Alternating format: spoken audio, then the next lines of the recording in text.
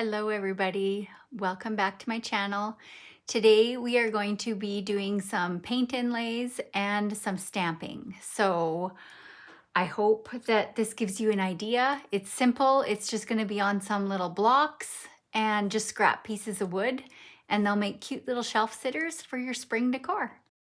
So I'm ready here to go ahead and put my base coat on, and then I realized that I'm going to want to distress this, and seeing as I'm using an acrylic based paint, I'm going to just rub this beeswax block over the edges and in just some random places so it's easier to sand that paint off once it's dry. This makes all the difference in the world when you're using a paint like an acrylic paint or anything with a built-in top coat. It makes your distressing a lot easier. So I just kind of rub it on wherever, and now I'm just going to paint over it. It's super simple, nothing complicated. Just going to give it a little bit of a dry with my heat tool just so that I can get going on the next coat. And now just a simple second coat. Just want I want solid coverage on here. I'd rather distress the paint off that I want to distress off instead of it just looking kind of thin and wispy. Having gone over it with the beeswax block first makes this a little bit easier, and it gives a different look. It almost kind of chips off in a way. I like using the beeswax for that. Okay, now let's get to this paint inlay. So I've picked out a little bit out of the Spring Melody paint inlay, and I've got these little bunnies that I want to put on here. So I'm just going to kind of eyeball some placement and see what where I want to put it exactly. And this is just a little cluster of flowers. Okay. I've put a little piece of tape just to stabilize my paint inlay so it doesn't move around. You don't really have to do that with something this small. It's not really necessary. It just gives me a little bit of peace of mind sometimes. I've been on a mission to try some different products, and this time to apply the paint inlay, I'm using Liquitex Professional Acrylic Medium, and this is the matte medium. And I've used it on a little sample earlier, and I really like how it works. It's very similar to other products that I've used. So look for that to be linked in the description. So I just took that little piece of tape off because I'm going to need to access that part right there on this inlay with the misting the water. So I'm just using my finger to rub it down. This is a tiny wee inlay piece, so you can just use your fingers. And the trick with paint inlays is to make sure that you're putting down enough medium for that inlay to actually set into. That's really important. If you're a little bit too uh sparse with your medium, whether that's paint or a clear medium like I'm using, your inlay isn't going to set into it properly. You have to have enough product for the inlay to actually set into. So again, I'm just pushing it in with my finger, and now I'm going to just go ahead and I'm going to give it a little mist of water with my mister, and that's going to help that paint inlay release from the backing paper and actually set in. Because remember, these paint inlays are paint, they're a chalk style paint on a backing paper, and you need some sort of release to get it to release from that backing paper and set into your medium.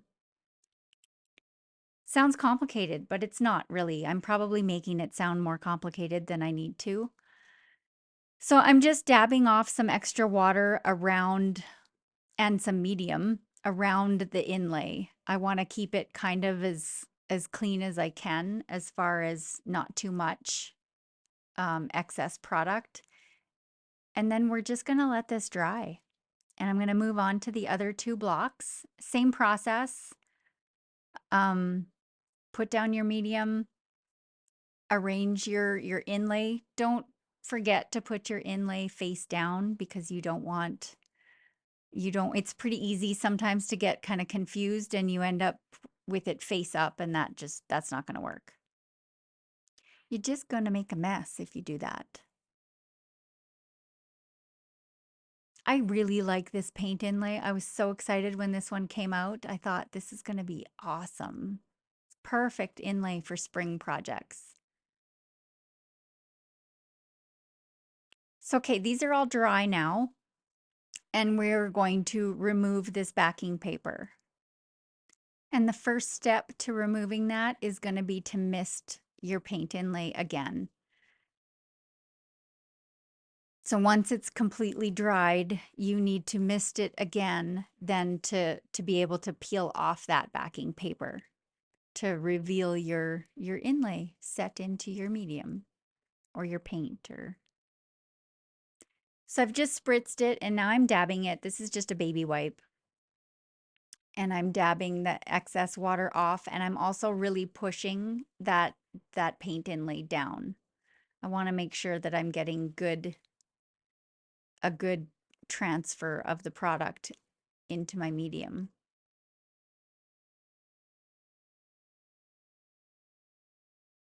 It's doing a really good job, but it's a little bit dry. I'm having a little bit of trouble with the backing paper not wanting to come off the block. The inlay is transferring fine, but I'm struggling with the backing paper around the edges. So a little bit more water, and there it comes. Perfect. I got a couple little bits there that I need to scrape off. That's also a little bit of an issue you can run into when you are using something other than a chalk style paint to set your inlay into, is that these other mediums, these acrylic based mediums, are a little bit more sticky, we'll call them. So once they dry, they're a lot tougher, right? So sometimes it takes a little bit of effort to get your backing paper off. I'm really struggling with this little flower. I do get it off fine though, but right around the edges I seem to, I guess because when I'm pressing the water in and everything, I don't focus on those edges. And that's why I struggle with the edges sometimes, but it all comes off perfectly perfect in the end. Or perfectly imperfect, I guess.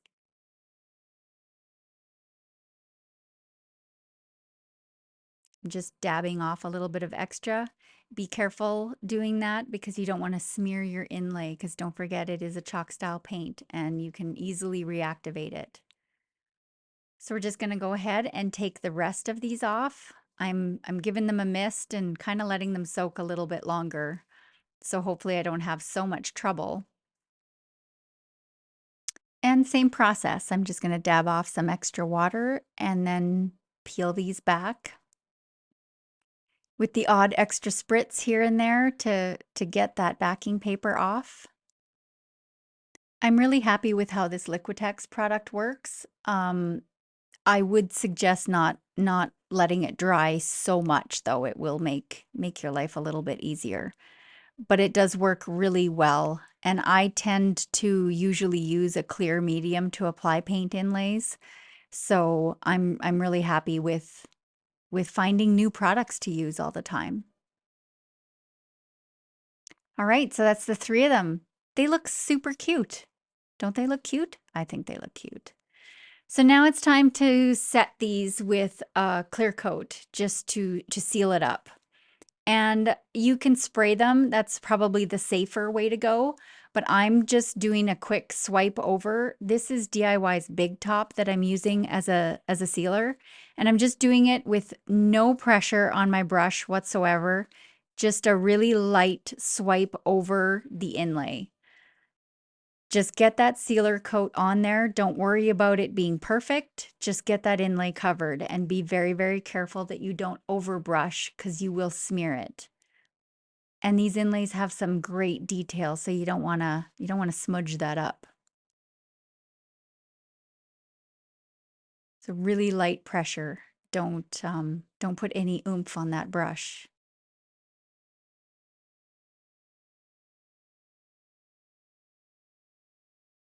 There we go. All sealed up. Now we're going to let those dry. Okay, so we're at this stage now where we've got the paint inlays are on, they are sealed, so they're good to go. So let's work on the back. And what I decided to do on the back is to use the new Velveteen stamp from Iron Orchid Designs. So I haven't used this yet. I've conditioned it so it's ready to go, but I haven't used it yet. These just came out spring 2025, and I thought if we could stamp on the back of these, they each come in their own cute little envelope now, these small stamps. Let's go with something that's a little bit off center here. We'll do that. Let's use this one. And actually, I'm not going to take this one off. We'll just stamp it right on there. I'm going to use this to just put the paint on and roll it out, and I'm going to use a brayer to apply the paint to my stamp. Now I have my baby wipes handy because I don't want this paint to dry on my stamp because this is acrylic. I just don't want it to dry on my stamp. Now, before I get going on this, I normally don't use paint on my stamps. I like using ink better, so we'll see how this looks. I could end up changing my mind and completely reverting back to ink. I just think you get a way better impression with ink. But we'll give this a go. This might work.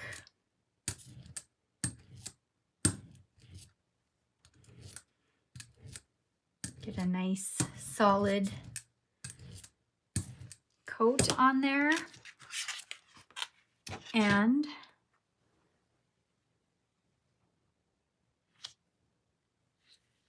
just gently going to press my stamp in. I'm not using a lot of pressure. I'm not looking for perfection on this stamp. I want it to be a little bit rustic.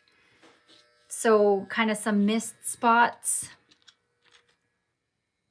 Oh yeah, I think that's gonna work perfectly.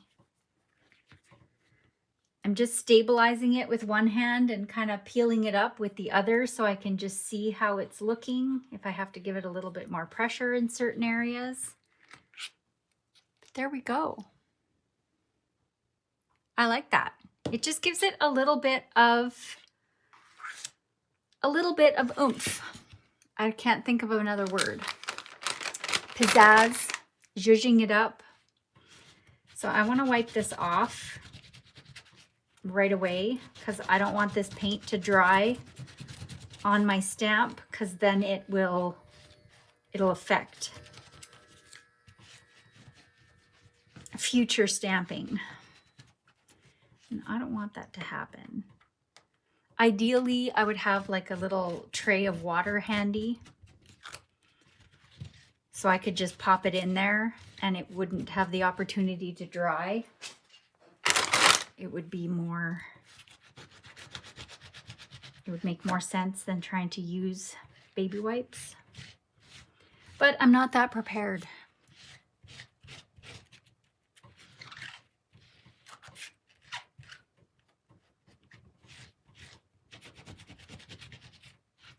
Once I'm all done, I'll take these and scrub them up really good.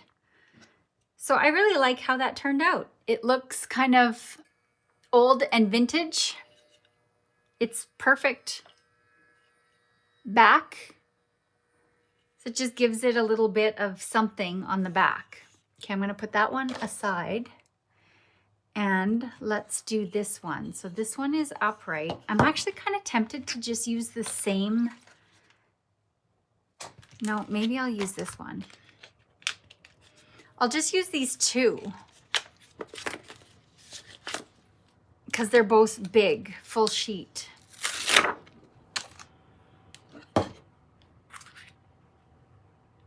So I'll use this one for these two. Okay.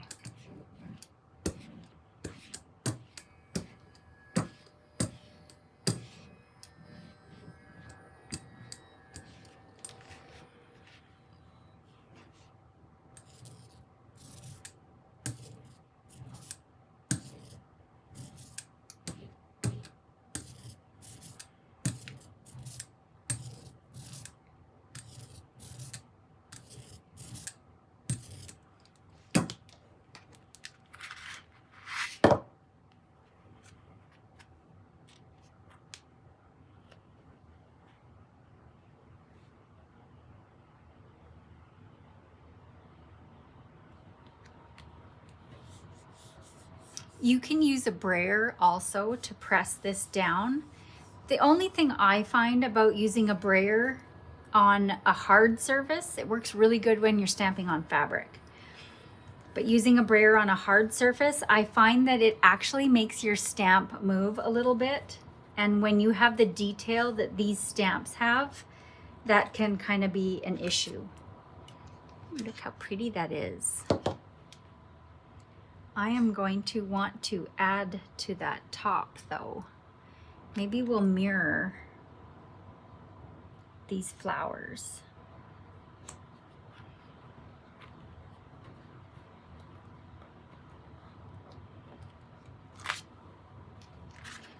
There, just adds a little bit to the top. And I'm going to do the same thing on this one.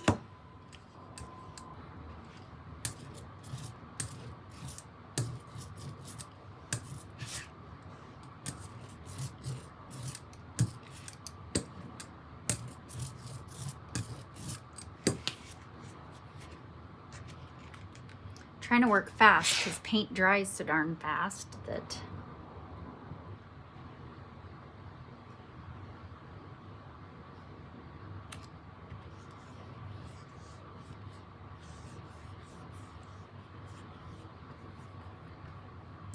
and this is just a simple way to give the back a little bit of interest so that if wherever you've got it sitting, you can see the back. Must have no paint there. That's perfect.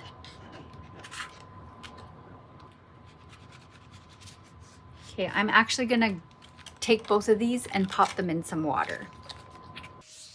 Okay, so I have both of those stamps and my brayer just sitting in a little tub of water right now so that the paint doesn't dry on my stamp and get it all wrecked. So I'm just gonna move my little envelopes out of my way. And this one's a lot lighter. I got better at stamping with these ones, but what I'm gonna do is I'm just gonna dry these and then I'm gonna sand them a little bit to make them look a little bit more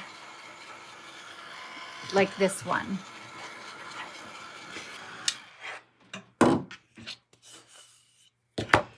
Okay. So I'm not gonna sand this one. Well, I might just a little bit on the edges. That's not really doing anything. So I'm gonna leave that one. Just a quick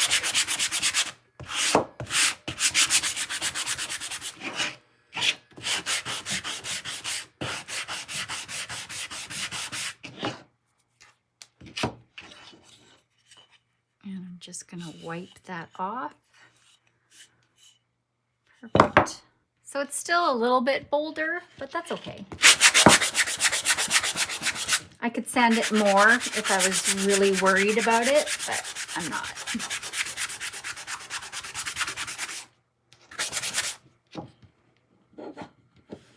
So this is a damp cloth, but this is acrylic paint, so that's okay. You would not want to use a damp cloth to wipe the dust off of something you've done with a chalk style paint or clay paint, because it would smear, it would reactivate and smear, and you wouldn't want that. So you could seal these if you wanted, but again, there's really no need because this is acrylic on the base, a cream just an off, a light cream color as the base. And then this kind of sagey green as that I used for stamping. And they're both acrylic, so you don't have to, it's built-in top coat, so you don't have to stamp them, but I think, or you don't have to seal it, I'm sorry. I think these are super cute. They would make really adorable little shelf sitters, and you've got a little bit of pizzazz happening on the back. So this is just scraps that I've been hanging on to for, yeah, 9 years. It's 9 years. I keep everything. So, but look how handy they come in. All right. Thank you so much for joining me and helping me along on this little project. It's simple, it's quick, and they could be little hostess gifts or sweet little shelf sitters, like I figure. That's what I would use them. You could make a little vignette with them, with all your Easter or spring decor. It'd work out really, really good. So thanks again for watching, and I will see you next week.